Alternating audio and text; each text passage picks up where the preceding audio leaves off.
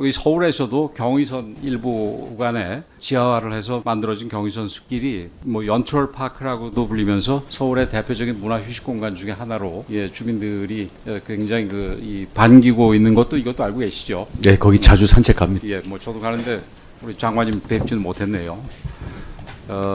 그래서 철도 이 지하를 통해서 지상 부지를 개발하는 부분은 서울의 경우에 있어서는 특히 개발 가능 부지가 거의 남아 있지 않기 때문에 경제, 사회, 문화적으로 서울이 다시 한번 도약할 수 있는 아주 중요한 프로젝트라고 생각을 하는데 이 부분 뭐 동의하시죠? 네, 물론입니다.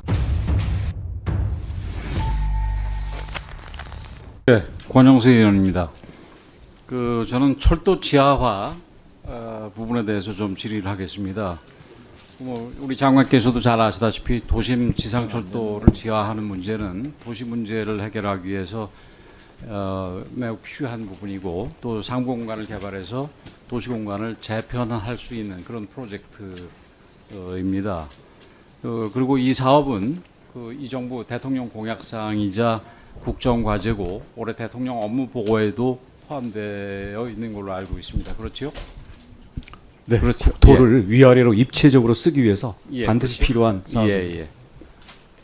근데 이게 사실은 특히 경부선의 경우에는 지금 십수년 전부터 지하화 얘기가 나왔습니다만 진행되지 못하고 있는 이유가 우선 소요 비용이 좀 막대하고 또 복잡한 규제가 있어가지고 사업 추진에 어려움이 있어서 문제가 있었기 때문에 이 국토부 입장에서도 이 문제를 해결하기 위해서 특별법을 준비하고 있는 것으로 알고 있습니다. 그렇지요?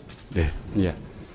근데 연초에 대통령 업무 보고할 때는 사실은 이게 올해 상반기에 발의될 예정이었었는데 지금 아직까지 발의가 안 된 걸로 알고 있습니다.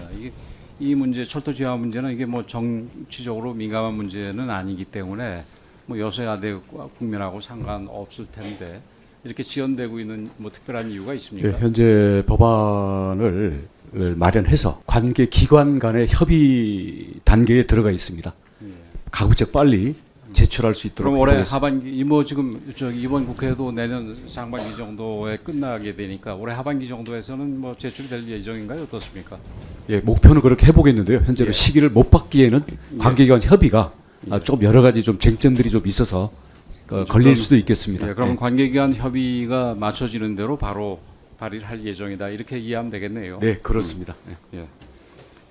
도심 내 잘 아시다시피 도심 내 지상철도 구간 때문에 주변 지역에 간의 단절 현상이 있고 또 소음 진동으로 인해서 주변 지역에 사는 분들의 주거권이 침해되는 부분도 있고 또 교통 체증도 있고 여러 가지 문제가 많은데 거기에 비해서 실제 지금 일부 예지만 지하화를 한 경우를 보면은 굉장히 주민들로부터 이렇게 환영을 받고 있습니다. 예를 들어서 강릉의 KTX 사례의 경우 도심에 원래 지상 구간을 이용하려고 그랬다가 지하화를 하고 나서 생긴 강릉 월화거리는 강릉의 대표 문화 명소가 됐고 또 구도심 활성화에도 큰 기여를 하고 있다고 합니다. 이 부분 알고 계시죠? 네.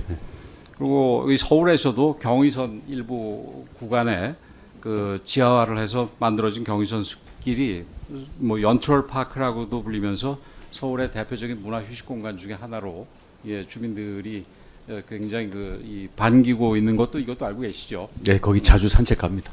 뭐 저도 가는데 우리 장관님 뵙지는 못했네요.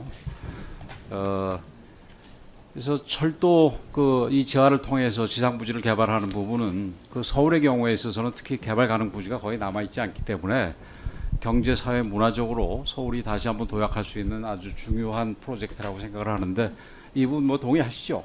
네, 물론입니다. 예.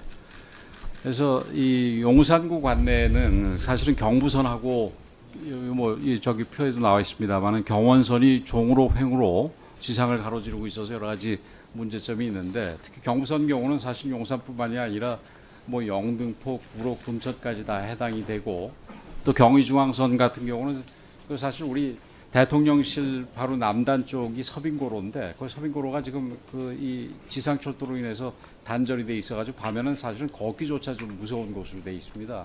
그래서 이런 부분에서 이 부분도 절대적으로 필요한 부분이니까 앞으로 법 만들고 중장기계획을 수립하고 구체적인 사업 추진 과정에서도 경부선하고 경의중앙선도 반드시 좀 넣어주시기를 부탁을 네, 드리겠습니다. 잘 검토하겠습니다. 네. 다음번에는 소위 UAM, 어반 에어 혹은 에어리어 모빌리티, 이 도시 뭐 항공 교통이라 할까요? 이 부분에 대해서 좀 질문을 드리도록 하겠습니다. 이게 뭐 친환경 저소음 항공기와 버티포트, 이게 뭐 수직이 착륙하는 공항이죠. 이를 활용해서 도심에서 승객과 화물을 수송하는 항공교통 체계인데, 이게 그 어디 보니까 이게 국토부 같은데 2040년에는 그 시장이 한 1조 달러 정도 된다고 합니다. 뭐 제가 볼 때는 그 이상으로 넘어갈 것도 같은데, 그래서 우리도 이미 지난 정부에서 KUAM 로드맵을 20년 6월에 발표를 하고 25년 말 상용화를 목표로 추진 중이고, 그 윤석열 정부도 이 UAM을 국정과제에 이제 포함을 시키고 그 단계별 실증 사업을 중심으로 해서 민관 협의체 운영, UAM 법 제정, 기술 개발 등을 추진하고 있는 걸로 알고 있습니다. 그렇죠? 네, 그렇습니다. 예. 우선 기체와 관련해서는 전 세계적으로 이 기체 개발에 굉장히 이 경쟁이 치열한 것 같은데, 주요 기체 개발의 이 선두주자는 지금 어떤 나라들이 있습니까? 예, 미국의 뭐 조비라든가 오보에 이런 데들도 있고요. 뭐 독일, 영국, 뭐 중국 다 뛰어들고 있습니다. 예. 지금 그 우리나라 같은 경우도 지금 우리 저기 잘 아시다시피 이 그랜드 챌린지 실증 사업 관련해 가지고 이 참여 기관들이 제출한 내용을 보면은 말씀하신 조비를 포함해서 외국 것들은 많이 있는데 우리나라에서 나온 건 오파브인가 하나 정도밖에 안 되는 것 같더라고요. 그래서 지금 우리가 지금 이런 기체 사업에 참여하는 데가 그렇게 많지는 않습니까? 어떻습니까? 예, 지금 오보에어나 조비 같은 경우는 우리 국내 기업들이 투자 또는 합작을 해서 미국에서 개발하고 있는 것도 조비 같은 경우 그냥 투자 정도지요. 예, 그렇죠. 그다음 우리 자체로 또 여러 이제 벤처 업체들이 개발을 하고 있는데요. 전 세계적으로 한 300여 개 정도 업체가 지금 경쟁을 하고 있어서 누가 꼭 먼저 꼬린 지점에 간다 이렇게 보기는 어렵고, 또 그 과정에서 안전이라든지 기능성에 따른 경쟁이 치열할 걸로 보니까 기체 제작도 우리 제조업에 대한 기반이 튼튼한 우리 대한민국으로서는 놓치면 안 되는 미래의 주력 산업 분야라고 생각합니다. 그래서 저도 같은 생각인 게, 특히 우리 자동차도 그렇고 항공기도 그렇고 우리가 기술이 괜찮으니까 이게 지금 앞으로 뭐 1조 달러가 될지 그 이상이 될지 모르는 시장, 물론 1조 달러는 그것뿐만이 아니라 인프라까지.